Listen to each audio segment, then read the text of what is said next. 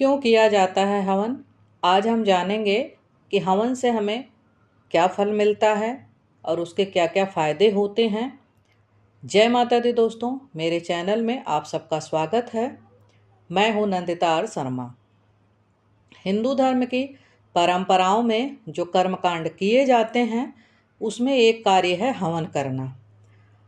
हवन करने को बहुत ऊर्जावान मानते हैं और बहुत महत्वपूर्ण भी। आज हम चर्चा करेंगे कि हवन के पीछे का तर्क क्या है और विज्ञान क्या है।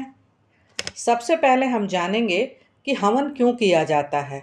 और आपने भी अपने घरों में देखा होगा कि जब भी कोई पूजा पाठ होता है तो उसके बाद हवन करना अनिवार्य माना जाता है, क्योंकि जब तक हवन हम नहीं करेंगे तब तक ये कहा जाता है कि पूजा हमारी संपन्न नहीं हुई है। हवन करने की आवश्यकता क्या है? देखिए, हिंदू परंपरा का एक कर्मकांड है जिसमें अग्नि में कुछ पदार्थ डाले जाते हैं जिसको हम हवन सामग्री कहते हैं। माना जाता है कि हवन की अग्नि में जो पदार्थ हम डालते हैं वो सीधा देवी देवताओं तक पहुंचकर उन्हें तृप्त करते हैं। ऐसी मान्यता है प्राचीन काल से। पूजा या अनुष्ठान की संपूर्णता के लिए हवन करना आवश्यक कहा गया है। घर की शुद्धिकरण के लिए, किसी भी तरह के बाधा के निवारण के लिए और सभी मनोकामना के पूरा करने के लिए भी हम अक्सर अपने घर में हवन करते हैं। घर में अगर नकारात्मकता आ गई है, निगेटिव ऊर्जा बहुत ज़्यादा हो गई है, तो पूजा के बाद हवन करना आवश्यक होता है। अलग अलग मनोकामनाओं के लिए अलग अलग लकड़ियों पर हवन किया जाता है। वैसे सामान्यतः जो हवन हम करते हैं वह आम की लकड़ी पर करते हैं। अगर ग्रह शांति की बात की जाए या विशेष तरह के अनुष्ठान की बात की जाए तो उसके लिए अलग अलग लकड़ी का प्रयोग होता है।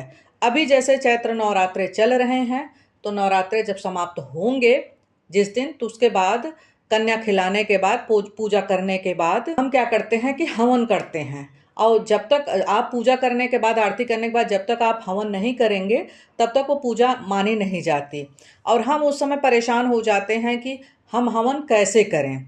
तो आप बहुत ही सरल तरीके से हवन कर सकते हैं। अगर ग्रह शांति की बात की जाए या विशेष तरह के अनुष्ठान की बात की जाए तो उसके लिए अलग अलग लकड़ियों का प्रयोग होता है। आइए हम बताते हैं किस मनोकामना के लिए कौन सी लकड़ी का प्रयोग करना चाहिए।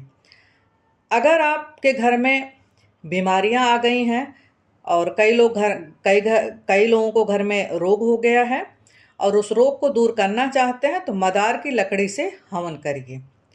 और अगर आपको धन प्राप्ति के लिए हवन करना है तो पलाश की लकड़ी से हवन करें। और अगर संतान की प्राप्ति नहीं हो रही है तो पीपल की लकड़ी से हवन करें। अगर आप पापों का प्रायश्चित करना चाहते हैं तो समी की लकड़ी पर आप हवन करें। शनि खराब चल रहे हैं, जीने मरने का प्रश्न खड़ा हो गया हो तो समी के लकड़ी से हवन करें। आम की लकड़ी पर हवन करके संपूर्ण मनोकामनाओं की पूर्ति होती है।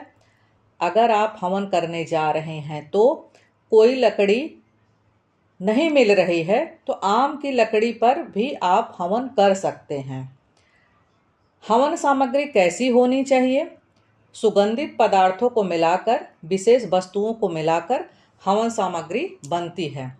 आप बाजार से लाकर हवन कर सकते हैं। उसमें आप थोड़ा सा जौ, तिल, चावल और थोड़ा सा गुड़ अलग से उसमें मिला दीजिए। हमारी परंपरा कहती है कि जिस घर में हम रहते हैं पूजा करने के बाद हवन रोज होनी चाहिए। अगर जो न कर पाए तो रविवार की सुबह जरूर करें, और नहीं तो आप महीने में एक बार हवन कर दीजिए घर में। जिस घर में नियमित हवन होता है उस घर में आपदाएं नहीं आती हैं, आकस्मिक दुर्घटनाएं नहीं आती हैं, अकाल मृत्यु नहीं आती है। एक साधारण आदमी अपने घर में हवन करना चाहे तो कैसे करें, तो अब मैं आपको बताने जा रही हूँ कि एक हवन कुंड ले लीजिए। अगर आपके पास हवन कुंड नहीं है तो आप कोई भी पात्र ले लीजिए, कोई भी चीज़ ले लीजिए जिसमें आप आसानी से हवन कर सकते हैं। वो चाहे लोहे का हो, चाहे मिट्टी का हो, चाहे किसी का भी हो, उसमें लकड़ी रखकर कपूर से जलाया। सामान्य हवन के लिए आम की लकड़ी का प्रयोग करें तो ज़्यादा अच्छा है। और जब लकड़ी जलने लगे तो आप 5 बार घी डालिए और यह मंत्र बोलिए, अगर बोल सकते हैं तो, और नहीं तो आप ऐसे ही 5 बार उस पर घी डाल दीजिए। और थोड़ा सा अपने हाथ में आप जल ले लीजिए, गंगा जल ले लीजिए, अपने ऊपर छिड़क दीजिए और उस स्थान को छिड़क दीजिए। जिस पात्र में आप हवन कर रहे हैं वहाँ छिड़क दीजिए, जिससे वो जगह पवित्र हो जाएगी। उसके बाद आप गणेश जी का आवाहन करें और घी से 5 बार आहुति आपको देना है। और क्या बोलना है? ओम प्रजापते स्वाहा, ओम इंद्राय स्वाहा, ओम अग्नेय स्वाहा, ओम सोमाय स्वाहा, ओम भू स्वाहा, ओम स्व स्वाहा। इन मंत्रों से घी की आहुति देनी है। उसके बाद अगर आप गायत्री मंत्र से हवन करें तो बहुत अच्छा होगा।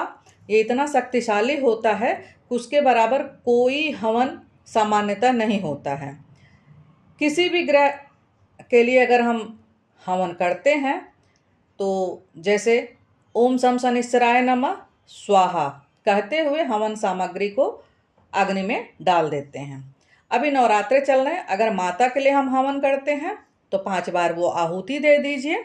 आहुति देने के बाद आप ओम ऐं ह्रीं क्लीं चामुंडाय स्वाहा करते हुए हवन सामग्री आप अग्नि में डाल दीजिए। आप इसके अलावा आपको अगर कोई मंत्र नहीं आता है तो इसी मंत्र को आप जो है 108 बार जपते हुए उसमें डाल दीजिए। हवन कुंड में डालते हुए आप हवन बड़े आसानी से कर सकते हैं। इसीलिए हवन प्रभावशाली माना जाता है। हर पूजा के बाद अगर आप हवन करते हैं तो आपके पूजा का पूरा फल मिलता है। इसलिए आप कोशिश करें कि घर में पूजा करने के बाद हवन जरूर करें। दोस्तों, अगर आप सबको मेरा वीडियो पसंद आया हो तो लाइक शेयर सब्सक्राइब जरूर करें। और अगर आप लोग कुछ पूछना चाहते हैं तो कमेंट बॉक्स में ज़रूर लिखें। जय माता दी।